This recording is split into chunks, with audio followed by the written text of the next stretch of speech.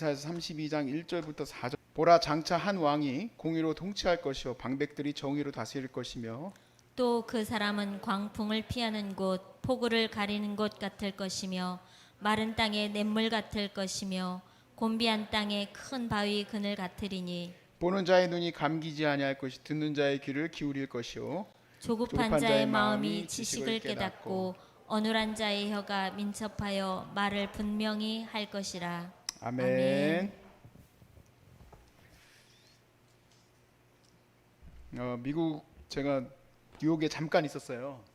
뉴욕에 있을 때 신기한 장면을 하나 보게 됐는데 한 대형 버스가 이렇게 있고 그 앞에 새카만 정장을 입은 유대인들이 거기서 전도를 하고 있더라고요. 이 사람들이 전도도 다 하는구나. 그래서 기도하고 전도하고 하는 모습을 보게 됐었어요. 이제 이쪽이 뉴욕이면 여의도처럼 이렇게 넘어오면 거기가 뉴저지예요. 뉴저지가 또 잘 사는 동네들이 좀 있어요. 그 동네는 유대인들이 살아요. 거기에 이제 자기 회당들을 만들어 놓고, 왜냐면 안식일날 많이 차 타고 가면 안 되거든요. 걸어갈 수 있는 데에다가 살아야 되기 때문에 유대인들은 거기 부락을 이뤄요. 그 사람들은 이렇게 머리에다가 동그란 거 하나만 쓰거든요. 겉으로 보기에는 별로 유대인인가 아닌가 이렇게 생각이 들 정도로 그냥 편안하게 사는데, 이 뉴욕에서 봤던 사람들은 그냥 새까만 옷에 머리도 막 이렇게 희한하게 이렇게 여기까지 기르고 수염도 이렇게 기르고 모자도 중절 못 쓰고 더운 데서 그러고 있어요. 그 사람들이 누구냐면 하시딤이라고 유대 전통, 그 유대교도 마치 이제 기독교도 여러 분파가 있듯이 아주 정말 보수적인, 극보수적인 집단이에요. 그 사람들은 이제 공동체 생활을 해요. 그 사람들도. 근데 이 사람들에 대해서 인터뷰하는 내용을 이렇게 보니까 하시딤에 대해서 제가 조금 더 생각하게 됐었어요. 메시아가 이미 오셨다고 그리스도인들은 믿는다. 예수에 대해서 당신들은 어떻게 생각하느냐? 이렇게 물었어요. 그랬더니 그 사람들이 대부분 조금씩 말은 다르지만 이렇게 얘기를 해요. 비슷하게 얘기하는 부분이 있는데, 유대인 공동체에서 예수는 탈퇴한 사람이다 라는 단어를 쓰더라고요. 빠져나온 사람이다. 예수께서 탈퇴했다. 이 유대인들 중에서도 이 하시딤은 이 세상에 대해서 악하다고 생각합니다. 그리고 오직 하나님의 이 거룩한 자기들의 이 공동체만이 하나님 말씀으로 거룩하고, 먹는 것도 아무거나 못 먹어요. 이슬람 사람들처럼 이 랍비들이 먹을 수 있는 음식이다라고 정해준 것만 먹어요. 그러니까 똑같은 오이라도 랍비가 인정한 거 아니면 못 먹는 거예요. 이 세상은 다 악한 거야. 그러니까 악하다는 정도가 이 정도예요. 악하다는 정도가 먹는 것조차도 다 못 먹는다 이렇게 생각을 합니다. 그래서 이 사람들 안에서는 너무너무 그 생활이 힘들어서 탈퇴하는 사람들이 많아요. 있어요. 많지는 않지만 그런 사람들이 있어요. 그리고 자기들은 유대인으로서 아까 그 뉴저지에 있는 사람들처럼 뚜껑만 쓰고 그렇게 자유롭게 연애도 하고 그렇게 살려고 해요. 우리는 예수님이 오셨다고 믿습니다. 예수님은 그냥 한 역사적 예수가 아니라 메시아로서 오셨고 이 땅 가운데 하나님의 나라를 세우실 바로 그 구원자라는 것을 믿고 있는 사람들이에요.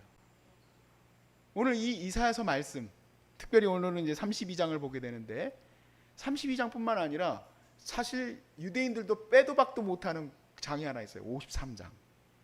고난받는 종에 대한 이 메시아 장이 있는데, 이사야서에서는 정말 이 세상을 하나님께서 다 이렇게 진노하시고 멸망시키시고 또 그들을 파멸로 이끄신 다음에 그 가운데 하나님의 거룩한 나라를 세우실 것이 예언이 돼 있고 그 가운데 통치자가 올 것을 예언하고 있어요. 근데 그 통치자에 대해서 우리가 아까 먼저 이제 서론에서 얘기했듯이 유대인들은 아직 오지 않았다고 생각하는 사람들이고 우리는 이미 오셨다고 생각하는 사람들이에요. 근데 또 한 이상한 집단이 있어요. 이 이상한 집단은 지금 오셨다고 믿는 거예요. 지금 오셨다. 이 시인데 지금 오셨다 라고 믿는 사람들이 또 있어요. 자, 이 세 부류의 그 행동을 가지고 우리가 한번 얘기를 좀 나눠 보려고 그래요. 자, 1절부터 4절까지 한번 봅시다. 자, 보라, 장차 한 왕이 공의로 통치할 것이요, 방백들이, 그러니까 리더들이죠, 정의로 다스릴 것이며, 또 그 사람은 광풍을 피하는 곳, 폭우를 가리는 곳 같을 것이며, 마른 땅의 냇물 같을 것이며, 곤비한 땅의 큰 바위 그늘 같을 것이니리. 보는 자의 눈이 감기지 아니하고 듣는 자의 귀를 기울일 것이며. 그전에는 어땠습니까? 보여도 보지 못하고 들어도 듣지 못하는 그러한 완악함 가운데 있었지만 이제 듣게 될 것이다. 조급한 자의 마음의 지식을 깨닫고 어눌한 자의 혀가 민첩하여 말을 분명히 할 것이다. 그 공의 왕이 오면 그렇게 될 것이다 라고 지금 선포되어 있어요. 그러니까 이 유대인들은 아직도 그 메시아가 오지 않았다라고 생각을 하는데, 그 이유를 이제 인터뷰하는데 이렇게 물어봐요. 왜 이 기독교인들은 오셨다고 생각을 하는데, 그럼 당신들은 이제 앞으로 메시아가 올 거라고 생각한다면 어떻게 알아보느냐? 라고 물어봤어요. 그 메시아를 어떻게 알 수 있느냐? 그랬더니 대답하는 분들이 이렇게 얘기해요. 분명하게 알 수 있다. 어떻게 분명하게 알 수 있을까? 그 왕은 이렇게 분명하게 세상을 유토피아로 만들어낼 것이기 때문에 그 왕을 알아볼 수 있다 라고 얘기를 한 거예요. 자, 그래서 그 사람들은 그 왕이 올 때까지 뭘 하고 있는지를 제가 나누고 싶은 거예요. 그 유대인들 중에서도 특히 이 정통, 완전히 정말 억서더스 이 사람들은 어떻게 하고 있는가? 이 사람들은 열심히 세상으로부터 자기들을 소외시키고, 그리고 하나님의 말씀에 써 있는 이 율법을 그대로 지키려고 열심히 노력을 하고 있어요. 그리고 무엇보다도 애를 많이 낳아야 돼. 왜냐하면 그 대답하는 걸 듣고 깜짝 놀랐어요. 아, 내가 생각지 못했던 부분이구나. 왜냐하면 이 세계 전쟁 가운데서 유대인들이 대학살을 당했단 말이에요. 근데 그때 죽었던 그 사람들이 너무 많이 죽어가지고 다시 유대인들 공동체를 세워나가는 데 있어서 이제 앞으로 그 왕이 오실 테니까, 그 왕이 오시면 자기들을 쓸 거 아닙니까? 유대인들을. 그러니까 뭘 해야 되느냐? 여자들의 할 일은 아이를 계속 낳는 거야. 아이를. 제일 축복은 뭐냐? 10명 이상 낳는 거야.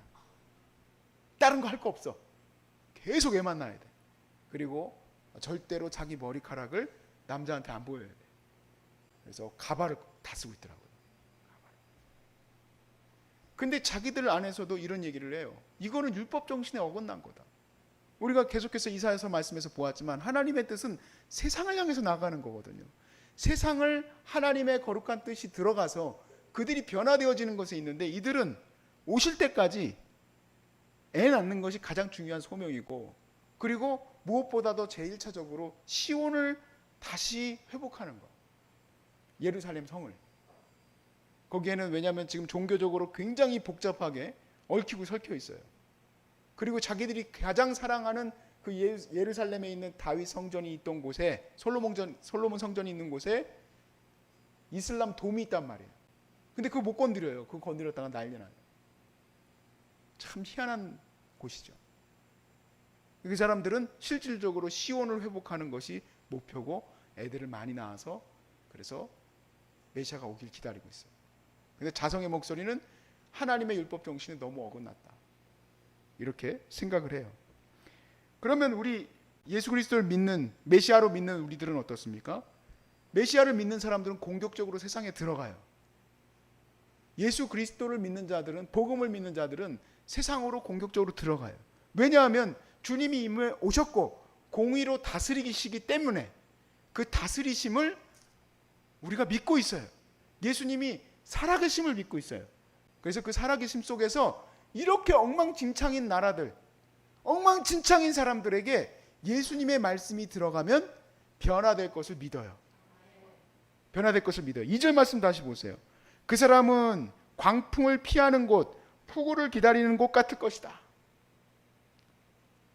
광풍이 몰아치는 나라, 대한민국이, 이 조선 땅이 광풍이 몰아치는 것 같은 나라였어요. 그런데 예수님이 오시면 어떻게 된다고 믿어요? 그 광풍을 멈추게 하는 거예요. 폭우를 멈추게 하는 거예요. 어려움을 멈추게 하는 거예요. 예수님이 오시면, 예수님의 통치가 그 땅 가운데 임하게 되면, 그러니까 선교사님들이 목숨을 걸고 복음을 전하려고 하죠. 반대. 이해가 가십니까? 메시아를 기다리는 집단은 굉장히 폐쇄적이에요. 그런데 메시아가 오셨음을 믿는 집단인 우리는 굉장히 세상으로 향해서 뛰어 들어가려고 해요. 그리고 예수를 전하려고 그렇게 힘을 써요. 왜냐하면 예수님을 믿을 때에 그들이 다 하나님 나라의 백성이 될 것을 믿기 때문에. 저는 그 단기 선교 청년들 데리고 가는 것밖에는 해본 적이 없기 때문에 그 나라에서 살지 않아서 그 나라의 그 민족성과 그들과의 삶이 얼마나 이질감을 느끼게 하는지를 저는 사실은 잘 모르죠. 이론적으로는 알지만. 그래서 저 삼국에 있는 캄보디아 같은 나라의 선교사님들을 보면 어떨 때는 정말 대단하다는 생각도 들고, 저거 진짜 될까 하는 생각도 들고.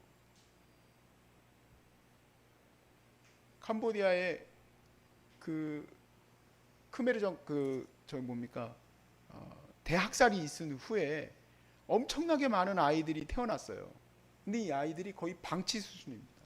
그리고 전부 매춘하고 남자아이들은 정상적인 삶을 사는 애들이 별로 없어요.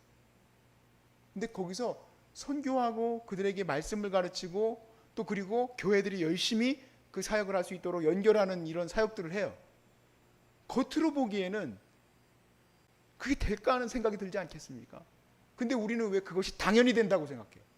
어떻게 사람을 바꾸는 게 그렇게 어려운 일인데 나라적으로 그렇게 엉망진창인 나라를 다시 어떻게 살리겠다는 마음을 가질 수 있어요? 이 말씀 때문에 그래요. 그 메시아가 공의로 다스릴 왕이시기 때문에, 하나님의 나라를 세울 왕이시기 때문에, 그분이 오셨다고 믿기 때문에 우리는 그걸 할 수 있는 거예요. 할렐루야. 그렇게 기독교는 세워져 있어요. 그럼 세 번째 마지막 집단에 대해서 얘기할게요. 이상한 집단. 이상한 집단은 뭐냐? 첫 번째 전제가 있어요. 첫 번째 전제는 예수님이 실패했다는 겁니다. 그 실패했다는 사건은 여러분과 저를 보면서 이 교회가 이렇게 악한 것이 이해가 되는 거예요. 교회가 너무 악하다. 그 이유가 왜 그러면 교회는 실패했을까? 그 안에서도 두 가지로 나눠져요. 첫 번째는 이교도의 영향을 받았기 때문이다. 하나님의 교회 같은 교회죠. 이교도의 영향을 받았기 때문이다. 두 번째는 예수님은 선지자에 불과하고 그는 실패했기 때문이다. 그러니까 실패했으니까 누가 와야 돼요? 그 이씨가 와야 되는 거야. 누군가가 와야 되는 거야. 박씨가 오든 김씨가 오든 상관없어요. 그가 와서 이제 어떤 나라를 세운 거냐? 하나님의 진정한 왕국, 천년 왕국을 세우게 될 것이다 라고 거기서 믿고 있게 되는 거예요. 그러니까 정말 열정적으로 그 나라를 세우려고 또 그 사람들도 노력을 하죠. 왜냐하면 그 메시아가 안 왔다고 하면은 폐쇄적으로만 있는데 왔잖아요. 그 분이 메시아가 아이고 아멘이 아니요. 그분이 왔다는 거는 이단의 그 교주가 왔다는 겨. 그러니까 이단의 교주가 왔으니까 그러니까 그들은 열심히 자기 나라를 세워나가려고 해요. 하나님 나라를 세우려고.